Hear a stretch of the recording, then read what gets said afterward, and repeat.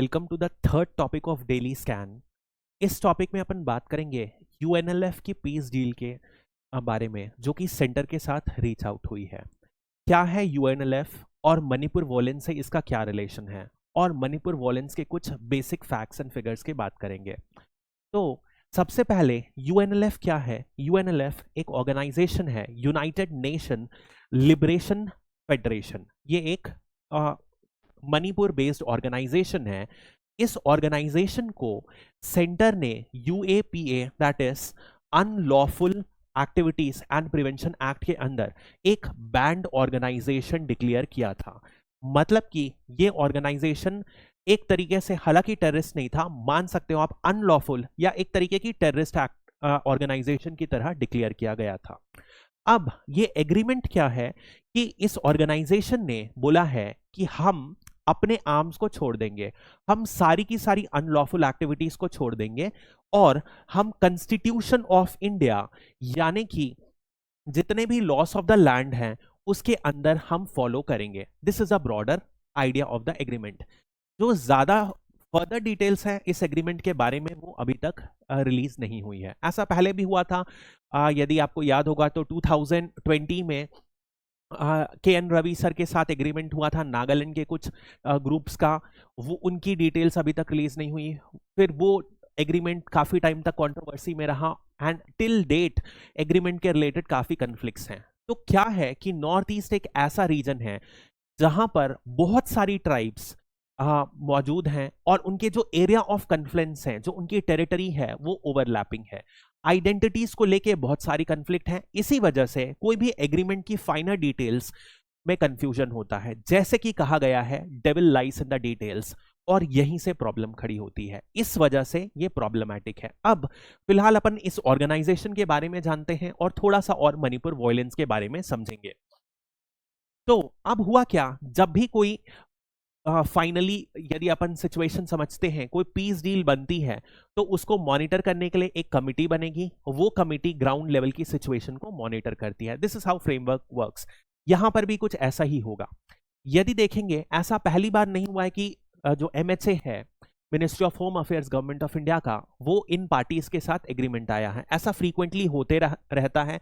In fact बहुत सारे agreement की ही वजह से जो इंसर्जेंट ग्रुप्स के साथ हुए हैं, लगातार कैजुअलिटीज दोनों की दोनों, सिविलियंस की और आर्म्ड पर्सन की सिविलियंस डेथ में बहुत कमी आई है। ग्रेटर देन 90% कमी आई है पिछले 2-3 सालों में, और इंसर्जेंसी रिलेटेड इंसिडेंट्स भी कम हुए हैं। That is a broader framework.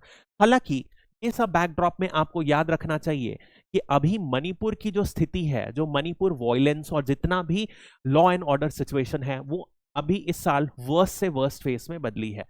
तो ये इन इंसिडेंट्स को एक्सक्लूड करके बताया जा रहा है। यदि अपन यूएनएलएफ के बारे में बात करते हैं, तो उसके पहले अपन थोड़ा सा आइडिया समझते हैं मणिपुर के बारे में। ये है मणिपुर का स्टेट। अब ये जो सेंटर वाला जो है, ये है वैली स्टेट, वैली रीजन, और उसके आसपास जो है ये माउंटेनियस रीजन है। ये माउंटेनियस रीजन है, हिली एरियाज। ये दो मेजर डिवीजन है। अब जो वैली एरिया में जो मेजर जो कमिटी रिसाइड करती है, वो है मीटीज। वहीं पर हिली एरियाज पे Naga and Kukis are the major communities that stay here. ये दोनों कमिटीज शेड्यूल ट्राइब का स्टेटस इन्हें मिला है। वहीं मीटीज लोग, they are demanding the status of STs, and यही एक मेजर कॉज था जो इस वॉयलेंस का ट्रिगर पॉइंट था। मीटीज और कुकीज एंड नागास के बीच में मेजर कंफ्लिक्ट मीटीज और कुकीज के बीच में राइट नाउ हो रही है। That is the basic idea. अब यदि देखा जाए, ओवरऑल मीटीज पूरे के पूरे मणिपुर में ज्यादा परसेंटेज होल्ड नहीं करते हैं, फिर भी ये हर अदर वेलफेयर प्रोग्राम्स में, डेवलपमेंट में, पोस्ट में, गवर्नमेंट पोस्ट में, एग्जाम्स में, सब में इनका डोमिनेंस रहता है। वहीं नागास और कुकीज थोड़े से पिछड़े हुए हैं। नागास एंड कुकीज का यह भी कहना है कि डिस्पाइट हमारा एरिया, हिल एरिया ज्यादा है, उसके बाद भी सिचुएशन ऐसी है कि मोस्ट ऑफ द फंड जो आता है वो इस वैली एरिया, जो कि मीटी डोमिनेटेड है, वहां पर खर्च किया जाता है।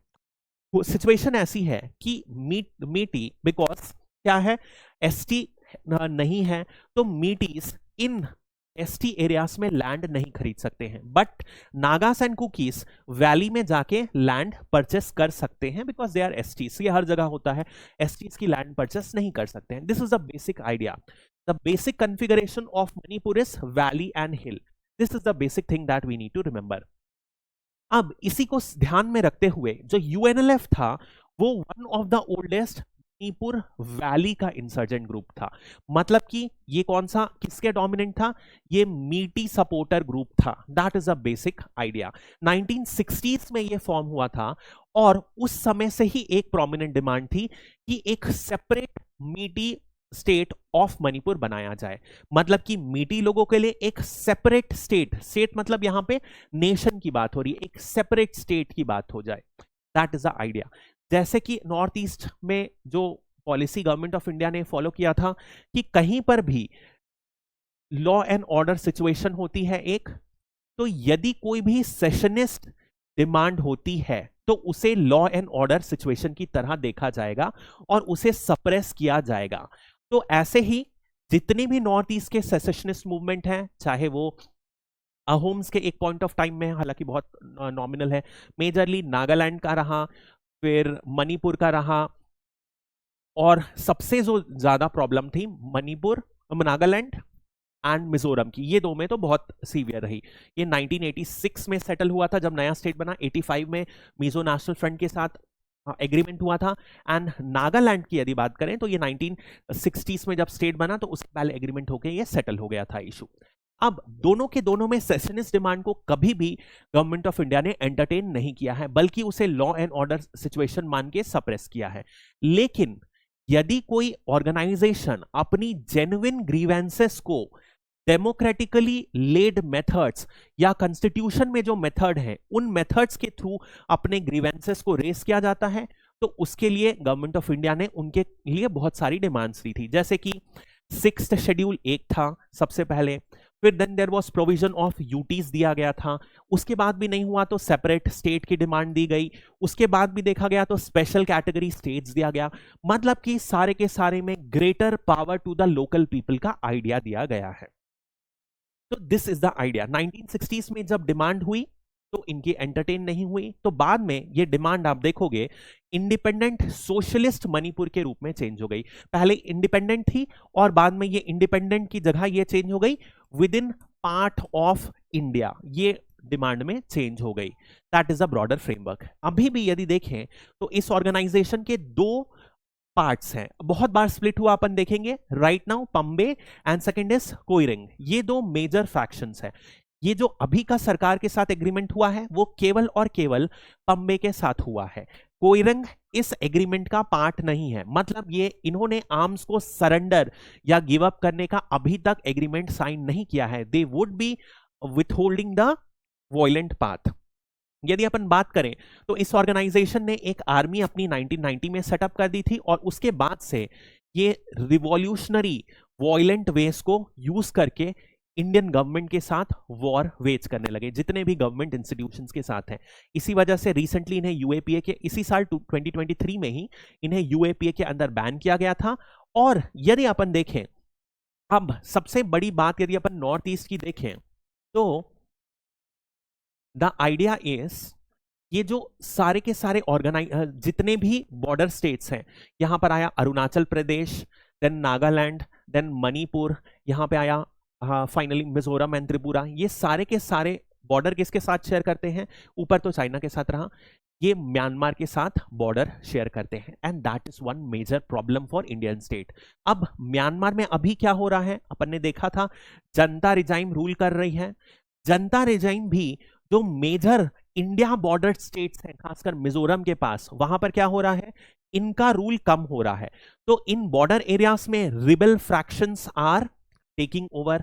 जब रिबल फ्रैक्शन टेक ओवर कर रहे हैं तो एक मेजर जो बात आती है वो ये आती है कि रिबल फ्रैक्शन के साथ बहुत अच्छी कई बार टाइज अच्छी होती है इन ट्राइबल या इंसर्जेंट ग्रुप्स की।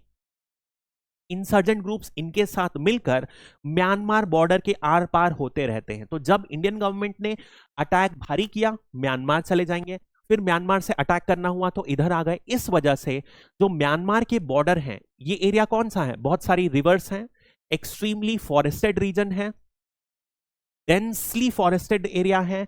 यहां पर क्या है, बॉर्डर बहुत अच्छे से कंट्रोल्ड नहीं है, पेट्रोलिंग बहुत डिफिकल्ट है।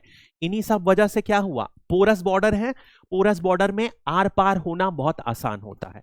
एक और पॉइंट जो है, जो म्यांमार के साथ है, वो है फ्री मूवमेंट रेजीम। मतलब कि जो ट्राइबल ग्रुप्स हैं वो म्यांमार तक बिना वीजा के इधर उधर मूव कर सकते हैं। तो होता क्या है, this is Indian of north east जो बॉर्डर एरियाज हैं, एंड दिस इज म्यांमार। तो जो भी कुछ सेलेक्टेड ट्राइबल ग्रुप्स हैं वो इंडिया से म्यांमार और म्यांमार से इंडिया बिना वीजा के, विदाउट वीजा ट्रैवल कर सकते हैं। ये 2 दिन तक 48 आवर्स या 2 डेज तक ट्रैवल कर सकते हैं। और ये 16 किलोमीटर तक एक दूसरे की बाउंड्री, मतलब यहां बॉर्डर है तो बॉर्डर से 16 किलोमीटर इधर तक जा सकते हैं। इस प्रोविजन को यूज करके जो इंसर्जेंट ग्रुप्स रहते हैं वो गलत तरीके से यूज करके इस प्रोविजन को एक्सप्लॉइट कर रहे हैं। This is the broader framework of the picture. तो ऐसा ही आप यहां पे देखोगे कि इनकी जो हिस्टोरिकल टाइम्स है NSCN IM, ये जो फ्रैक्शन है नागालैंड सोशलिस्ट ग्रुप का है, नागालिम ग्रुप का है, ये एक फ्रैक्शन है। ये मेजरली इनकी डिमांड है नागालैंड की, एक ब्रॉडर नागालैंड बनाने की ये डिमांड है। और यदि अपन देखें ये ऑर्गेनाइजेशन, तो मेजरली ये एरिया कहां पर है, ये वैली में बेस्ड है जैसे कि अपन ने देखा, लेकिन कुछ कुछ हिल एरिया में भी फैला हुआ है। और ऑपरेट कहां से करते हैं, म्यांमार से ऑपरेट करते हैं। That is the basic idea of this topic. तो primarily based in Myanmar and have weakened over the years, that is the basic idea. यदि अपन इस एग्रीमेंट के बारे में बात करें तो ये एग्रीमेंट बहुत सारी पोटेंशियल रेस करता है। क्यों, क्योंकि सबसे पहले क्या होगा कि जो हॉस्टिलिटीज, खासकर मणिपुर बहुत ज्यादा टर्मोइल में चल रहा है, तो वो हॉस्टिलिटीज खत्म होगी, नंबर 1। तो not only problem of security would be addressed, but जो इंटर राइवलरी कंफ्लिक्ट है between the hilly situated people as well as the valley situated, हो सकता है उसमें भी कोई सॉल्यूशन सामने आए। That is the positive. उसके बाद एक बहुत लंबे समय से ये आर्म्ड रिवॉल्ट कर रहे हैं, उसका फाइनली खत्म हुआ। इनफैक्ट पहली बार ये ऐसा एग्रीमेंट है जो कोई भी आर्म्ड ग्रुप जो वैली में स्थित है उसने अपने आर्म्स को गिव अप किया है, इसलिए बहुत इंपॉर्टेंट है। इसकी वजह से क्या होगा, अदर वैली ग्रुप्स को भी क्या मिलेगा, शायद वो भी आके सरेंडर करें और शायद पीसफुल सिचुएशन प्रिवेल करें। एक सिग्निफिकेंट अमाउंट, जैसे मैंने आपको बताया था पंबे वाले लोगों ने ही किया है, उसका एक सिग्निफिकेंट अमाउंट लोगों ने अपने आर्म्स को गिव अप कर दिया है। This is the broader framework. हालांकि इसमें एक मेजर प्रॉब्लम है जो अपन ने बात करी कि कोइरेंग सेक्शन जो है उन्होंने अभी तक इस एग्रीमेंट को साइन नहीं किया है। एक मेजर प्रॉब्लम और क्या आती है जो अपन ने डिस्कस कर लिया, free movement regime with Myanmar. इसको आप यदि कॉम्प्लिकेट करेंगे तो म्यांमार का जो rebel take over of the areas हैं, इस वजह से क्या हो रहा है, बहुत ज्यादा एक्सोडस हो रहा है म्यांमार से इंडियन स्टेट्स में, और वो इंडिया में प्रॉब्लम क्रिएट कर रहे हैं। तो यहां से उधर भी लोग जाते हैं, इंडिया से म्यांमार, और इस फ्री मूवमेंट रेजिम को एक्सप्लॉइट कर रहे हैं। ये अपन ने बात कर ली। अब रिसेंटली हुआ ऐसा कि ये जो UNLF है लगातार इनमें भी प्रॉब्लम चल रही हैं। तो पहले 1990s में स्प्लिट हुआ, फिर रिसेंट स्प्लिट हुआ, अभी रिसेंट में 2021 में, उसके पहले 2010 में स्प्लिट होते रहा है। This is a basic idea. यदि अपन अभी इस सिचुएशन में म्यांमार की सिचुएशन समझें तो दिस इज अ बैकग्राउंड। अपन ने थोड़ा मोड़ा बात किया है कि जो वैली एरिया है डोमिनेटेड बाय मीटीज हैं, एंड द हिल एरियाज जो हैं वो कुकीज एंड नागास के द्वारा डोमिनेटेड है। इन्हीं दोनों को अपने राइट्स असर्ट करने के लिए जो प्रॉब्लम हो रही है वहीं से हो रही है। मीटीज की डिमांड है कि उन्हें एसटीज का स्टेटस डिक्लेयर करना जाना चाहिए, और अदरवाइज कुकीज एंड नागास इस डिमांड को अपोज कर रहे हैं, और उनकी कंडीशन बोल रहे हैं कि बाकी स्टेट के ट्राइब्स के कंपेयर में मच वर्स है। जो भी सिचुएशन हो, दो चीज ऐसी सिचुएशन में बहुत क्लियर होती है, कभी भी अपन को ऐसा लिखना रहे, जो वॉयलेंस सिचुएशन है उसके लिए एकमात्र होता है कि वॉयलेंस को सिर्फ और सिर्फ इंडियन गवर्नमेंट एक लॉ एंड ऑर्डर की तरह देखती है। तो कोई भी इलीगल एक्शन को, क्रिमिनल एक्टिविटी को गवर्नमेंट टॉलरेट नहीं करेगी। इसके बाद साथ ही साथ एक side channel, diplomatic channels begin करना रहता है। इन डिप्लोमेटिक चैनल्स में जो ग्रीवेंसेस है उनको एड्रेस करने की जरूरत है। ग्रीवेंसेस के लिए, जेन्युइन ग्रीवेंसेस के लिए एड्रेस करने की जरूरत है। लोकल रिप्रेजेंटेशन बढ़ाने की जरूरत है, और जितने भी इनके कल्चरल या ट्रेडिशंस हैं उनको रिस्पेक्ट करते हुए एक फ्रेमवर्क बनाने की जरूरत है। This is how we and any type of conflicting topics. That's all for this topic. Thank you.